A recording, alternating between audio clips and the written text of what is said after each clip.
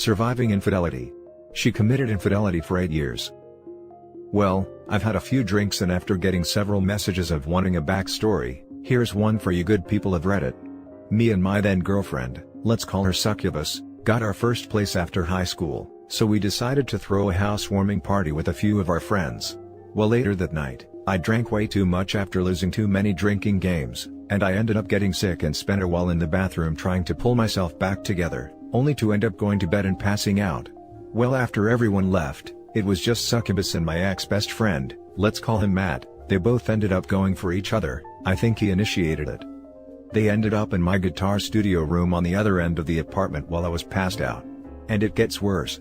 After she slept with him, she came into the bedroom and woke me up around 3:30 a.m. to have round 2 with me, not knowing at the time what happened. Waking up that next morning, I had this gut feeling something was off but couldn't place it. I even made breakfast for both of them for Pete's sake. It was a month later, me and my ex went to a Halloween party at another friend's place, and after a long night of drinking, Succubus ends up falling asleep, and everyone there ended up leaving. I tried to call for a ride home but my phone died. I was looking around for a charger and couldn't find any, so I decided to grab Succubus's cell phone out of her bag, and when I turned the screen on she already had a text up with her best friend, and the first line it read, "Make sure OP doesn't find out." Alarm bells going off, so I read on.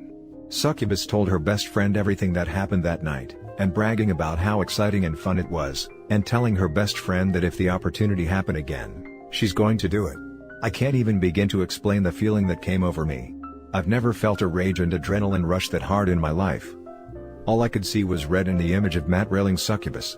I ended up leaving with her phone. Driving home when I had no business driving in my state. Making it home, my father met me at my place. I proceeded to pack her things, and after charging my phone, I was calling Matt, pretending I didn't know anything. I told him that I wanted to hang out. Well, he was gone for the weekend hanging with his friends, and he told me he would see me Sunday night. Well, after packing all of Succubus's stuff, I went back to the house to pick her up. She was still asleep. I woke her up and drove her to her father's house. Confused with all her stuff in the car and headed to her dad's house, she kept asking me what's wrong. Not saying a word, I just tossed her phone in her lap with the text exchange she has with her best friend. She didn't even get sad, she got enraged saying, "Why were you going through my phone?" And that's an invasion of her privacy. She told her father I was abusing her when we got to her dad's house. Well, she ended up calling Matt and told him I knew everything. And when I tried calling him to meet up Sunday night, he with the voice of a dying man said, "I know you know what happened. I'm not going to come see you tonight." I started to laugh, and I told him I'd see him at work then and I had no problem going to jail. Well, Monday comes, I'm literally shaking. I came in a half hour early just to see he was already there. He told the boss what happened, and to not call the cops no matter what happened. I give him credit for that. And when I walked in, he told me to go out back. I proceeded to shove him to the ground, yelling at him to get up. He just laid there, so I ended up landing a few punches to his head. And the hardest part was, I couldn't keep going. All I could see was him and me in first grade when we first met. It killed me inside. After landing those few punches I couldn't bring myself to do it anymore, and I just told him it wasn't over and walked away. 5 years later, he reaches out to me and we start talking again. After telling me how sorry he was and after hearing from a bunch of people how he would get drunk and try and end himself from the guilt, I told him we could talk from time to time, but things would never be the same. Well, later, he ended up falling in love with a woman, his first real relationship. And after a year of dating, he finds out she was cheating on him. He was devastated. Matt hasn't gone a day without drinking at least a 6-pack, and his drinking became a lot worse. I ended up getting a call about a week later from him while I was at work. I could barely understand him. He was crying and blubbering words from being intoxicated. All he kept saying was, "I'm so sorry, I deserve this, and I hope you can forgive me, goodbye." He hung up and I tried calling him a bunch with no answer. I notified work and told them I had a family emergency and left. I made it to his house in record time. When I got there, I ran to his door. One of those solid glass doors I saw through him hanging from the ceiling, flailing his arms and legs frantically. I threw the door open and grabbed his legs and hoisted him up. The emotional roller coaster I was feeling was insane. Sure, I hated this guy for what he did, but he didn't deserve to die. After a long conversation and getting him sober, I helped him get clean. Just over this past summer I got a text from him saying, "1 year ago today you saved my life OP, love you brother." Today is my 365th day of sobriety. I can't believe I made it. Every day I feel conflicted. I hate him. But I'm happy for him. Can you guess what Succubus said when she found out? "Aw, poor Matt. This woman is a psychopath, and had zero remorse for the pain and destruction she caused." This is just one of the stories I have of my time with Succubus. Now for the top comments. Matt at least had the decency to be ashamed of his behavior, her on the other hand. Psychopath seems like a mild description, wowza. Such a crazy story. Hope you're on your way to healing, mate. After typing this, I was laughing because it sounds like a poorly written drama show. I recently cut Matt from my life. Kinda the reason I'm drinking and decided to write this out. I may have forgiven him, but I can't forget it, and it's not something I want to keep reliving in my head. Only time he really reaches out anyway is when he wants someone to make him feel better. Finally had enough. He goes through his breakup and I was there for him. Who was there for me when I was going through my time in hell? No one. I'm not going to be someone's doormat or emotional support anymore. I'm burnt out. This is probably what makes those good guys turn into a-holes, because I feel myself getting to that point. Cheers. Why wasn't this your only story involving Succubus? Because I was weak and a doormat. Because I was in love. I'm not trying to beat you up. This was more for the benefit of others whose first thought is reconciliation. You learned your lesson. I'm truly sorry. I do know your pain. It's okay, hindsight is always 20/20. It took me 8 years to find some value in myself and know I deserved better. Anyone reading this, my advice is to just walk away. Reconciliation is not worth it. Now for the next story. Husband was sending message to a woman that we're separated and getting divorced. We're not and we were happy. I'm crushed. I've been married for 7 years and we have a 3-year-old together. Something has been really off about my husband over the past few months. I chalked it up to work stress and quarantine stress.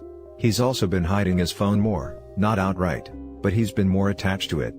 To be honest, I suspect something, but then I think I'm just being paranoid and don't act on snooping or anything like that. He's never done anything in the past. Last month, he tells me how he wants to spice things up in bed and it's been kind of boring. I was hurt at first, but I agree, with a kid that sleeps like crap, it's hard to get quality intimacy in. Although, I've always made it a priority in our relationship and make time for it 1 to 3 times per week, so far from a dead bedroom. I listen, step it up, and become more present during intercourse. I was happy he told me, and was open and honest. Other than this, everything has been pretty normal. We're even talking about trying for a second in a couple months, and the reason I didn't just take a higher paying job because the company I'm with gives 6 months maternity leave, unheard of at most places in the US. Not to mention we just moved to his hometown to be closer to family, which I was on board with, but we moved in February 2020, so right before the pandemic. So, it has been a little lonely and hard to make friends. Fast forward to last night, he stayed up and played some video games, but I wasn't feeling well and went to bed. He comes in and goes to sleep. At 3 a.m. his phone is going off, message after message after message. It wakes me, and he works in a career that he can be called in at all hours. So I go to look, and it's Instagram messages from a woman. I look, and I just had a gut feeling, a feeling I've had for a few months that something wasn't right. I read them and it's him telling her how beautiful and hot she is, and how her ex-husband is dumb for leaving, listening to her custody battle/divorce stories. He goes on to tell her that we are on the brink of divorce, and he has moved out of the house. None of this is true, we haven't had any large fights either, these messages are over a couple months. He messaged her tonight that he's filing for divorce and we're basically not together, then goes on about how guys probably message her all the time because she's beautiful. Playing the scorned husband whose wife doesn't like him. Pictures were exchanged, not sexual, but flirty in nature. I've never read or snooped his messages, so who knows what else has been done. Turns out it's a recently divorced single mom that he went to high school with. I am crushed. I thought we were partners in life, soulmates, best friends. We have a beautiful boy. I confronted him, and left and went to a hotel room. He admits to everything. I am alone in a state where I know no one, and because of our son's school and my work, I cannot just simply leave. I don't know what to do. My entire world got wrecked. I feel so useless. I try so hard to be a good wife. I do a lot of the domestic duties and child care. Even though we both work, I work out and stay in shape, I'm well groomed and fun to be around. His friends are always telling him how cool and personable I am. I let him have boys' weekends, when other wives don't. I don't nag and he has freedom to do activities that bring him joy. My heart hurts. I am back in the house, and he is staying at his dad's. I want a divorce, and I know nothing about how to get one and what I need to do. I don't want the house honestly, I won't tell him that. From what I searched online, I need to be separated 6 months to file. Now for some top advice. First and foremost, you should consult with a family lawyer. SurvivingInfidelity.com and ChumpLady.com are two websites you might want to check out. Also, contact a therapist for yourself and for your son. Also, talk to your son's school about what is going on. Lastly, expose your wayward husband. Tell family and friends what he's done. He is likely to blame this on you. I hope that things will get better. I've already called a few. I do not want to get back with him. This happened before with a woman he worked with, not to this degree. But the conversation was not appropriate for a married man with a child. Any savings I have is going to go to a lawyer. I've learned through a similar experience that even if you are an exceptional partner and drop-dead gorgeous, people still cheat for the thrill. And it's so disappointing because we feel we will never be enough. But in the end, people who cheat are just selfish. You're not the issue, girl. He is. Time to find your way out and be gentle with yourself. Thanks. I keep trying to tell myself, I'm crushed. My family is non-existent, terrible childhood, I escaped poverty and abuse and made something of myself. My biggest savior is that I didn't become a stay-at-home mom and worked my butt off. We had a serious discussion on me being a stay-at-home mom and I'm glad I choose not to. His family is the only family I've ever known, and his friends, and because we just moved to his hometown, are my only friends here. I haven't talked to any one of them about this. I've reached out to a few close friends I had before him. I'm so sorry this happened to you. It's gut-wrenching and awful. I know you're still reeling and off balance, but as others have suggested, you need to talk to a lawyer today. No matter if you divorce or reconcile, you need to protect yourself. What your husband did is despicable and disturbing.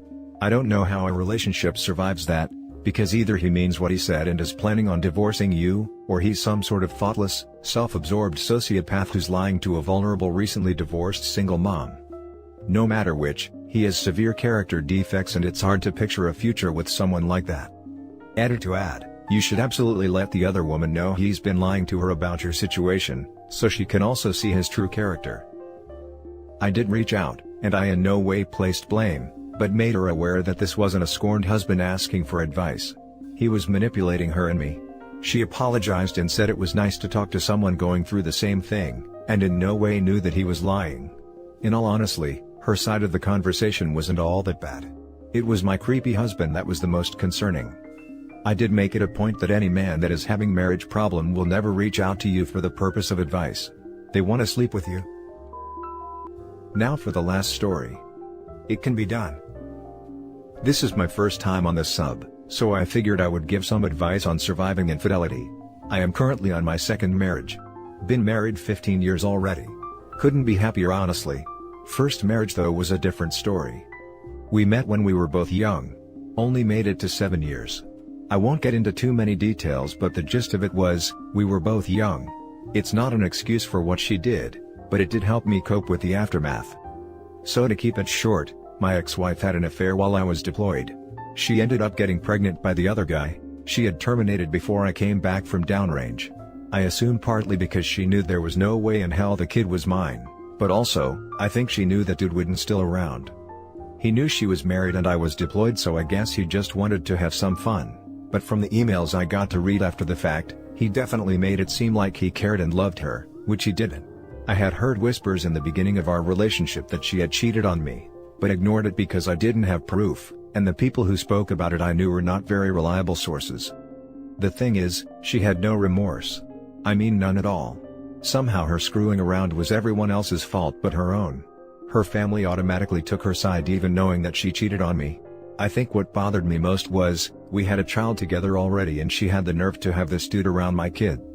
Like most people though, I was still in love and wanted to work things out, but I'll be honest, she was the one that wanted a divorce in the end. As can be imaged, I was miserable and didn't know what to do with myself. I think the moment of change was when I decided to focus on myself and the time I spent with our daughter. The dude was in the military too, and getting him busted for adultery did feel great. The turning point in all of this was one day she had crossed my mind because of some paperwork I needed to sign off on for our daughter, and in that moment, I realized I wasn't filled with rage anymore. Don't get me wrong, I still dislike her as a person, but as long as she is a good mom, I don't give two shots what she does anymore. That realization came 16 or 17 years ago and I figured why not share. It does get better over time, and the one thing I learned from all of it was not my fault. I was the best husband I could, considering how inexperienced I was with relationships. While I don't see it as an excuse, it helped me to just chalk it up to her being that kind of person. She did get remarried eventually, and that only lasted a year or two I believe. I'm happy with how my life is now. In the beginning it was hard with my daughter because her mother did manipulate her behavior, but thankfully, I was able to tough it out and my daughter realized on her own that her mother is full of crap sometimes. I'm happily married and my current wife had 2 children of her own whom I adopted early into our marriage. So now I have a wonderful wife, 3 great children, young adults actually, a good, steady job and no hatred towards the ex. I'm doing just fine, but it all started with learning to not blame myself for things I couldn't control. I hope this helps anyone who reads it and I apologize if it seems like I'm rambling. Still not fully awake yet. Now for the top comments. I tell people, it's like someone else was married to my ex-wife. On the rare occasion we speak, we have no problems. Her husband is a good guy. They both were great with my daughter. I consider myself blessed and hold no grudge at all for her infidelity. Been 20 years. Good to hear. Can't stay mad forever no matter how much I wanted to at the time. I congratulate you brother that you could overcome it. I was 32 years in the Navy and I saw many horrible things. Your experience is one of many. One thing that I have always asked myself, why do men always say that she is a good or excellent mother? Someone who takes his lover home is a good mother, who destroys the safe place of her children is a good mother. For example, for me these people are neither good nor less good mothers. I think for some of us it's a coping mechanism. For me it was easier to focus on some positive aspect of her I could believe in, instead of being angry 24/7. I am truly glad that you managed to secure a happy ending. Also, nice move on busting the affair partner. Thank you. Yeah, that part did feel good. He went from a sergeant promotable, to an SPC again. Also was nice knowing what he did got around, so it took a while before anyone would date him, unless they didn't know anything about him at all. And that's it for this video guys. If you have thoughts to share, leave a comment below. Don't forget to hit like and subscribe if you like this content. I'll catch you in the next one. Good day everyone.